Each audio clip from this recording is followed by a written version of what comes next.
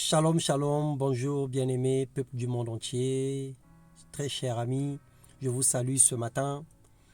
Nous voici encore dans notre partage quotidien. Ce matin, nous voulons parler de la façon de voir, notre perception. Alors nous allons donner un thème à ce message. Ta façon de voir détermine ta façon de comprendre.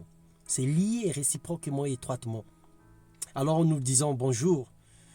Nous disons gloire à Dieu, gloire et honneur à Dieu, le Très-Haut, le Seigneur du ciel et de la terre, qui manifeste son amour dans toutes nos vies, qui fait miséricorde à qui il veut. Il est souverain et sa grandeur dure toujours. Alléluia. Élève toujours le nom du Seigneur. Tous les matins, élève l'Éternel. Dis-lui merci pour ce qu'il a fait dans ta vie, pour sa grâce. Alléluia. Nous allons rentrer nous allons prendre nos Bibles dans le livre de Rois, le deuxième livre de Rois, le chapitre 6 de 15 à 17. Nous lisons au nom de Jésus. Le serviteur de l'homme de Dieu se leva de bon matin et sortit. Et voici une troupe entourait la ville avec des chevaux et des chars. Le serviteur dit à l'homme de Dieu, « Ah, mon Seigneur, comment ferons-nous » Il répondit, « Ne crains point, car ceux qui sont avec nous sont en plus grand nombre que ceux qui sont avec eux. » Élisée pria et dit, « Éternel, ouvre ses yeux pour qu'il voie. » Et l'Éternel ouvrit les yeux du serviteur.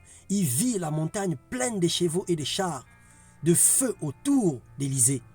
Alléluia, c'est si merveilleux. Ta façon de voir détermine ta façon de comprendre. Alors tu dois avoir une grande vision pour que tu puisses comprendre les choses aussi dans une profondeur. L'homme charnel comprend les choses avec ses 5 sens. Il veut voir pour croire, écouter pour comprendre, toucher pour sentir. Il cherche les preuves à tout, mais à la fin, même quand il découvre la vérité, il demeure ignorant. Parce que son intelligence n'est pas renouvelée. Pour pouvoir saisir les choses dans le sens spirituel, il faut avoir une intelligence renouvelée. Il faut que le Seigneur renouvelle ton intelligence, afin que tu puisses voir grand, que tu puisses voir comme Dieu voit. Par ailleurs, l'homme spirituel a reçu de Jésus-Christ dans son cœur.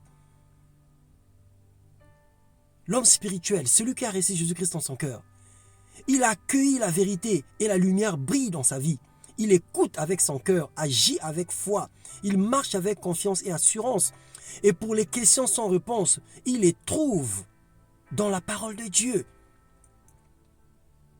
Thomas répondit un jour à Jésus, « Mon Seigneur et mon Dieu, parce que tu m'as vu et tu crois. » Jésus lui dit, « Heureux ceux qui croient sans avoir vu. » Jean le chapitre 20, le verset 28 et le verset 29. On n'a pas quelquefois besoin de voir pour croire, mais lorsque nous avons une vision spirituelle, nous voyons avec les yeux de la foi. Nous verrons que le Seigneur nous environne de sa grâce. Nous verrons que le Seigneur nous protège de nos ennemis. Nous verrons que la providence divine est au-dessus de tout ce que nous pouvons voir. Même quand tu te lèves le matin et que tu n'as rien en poche.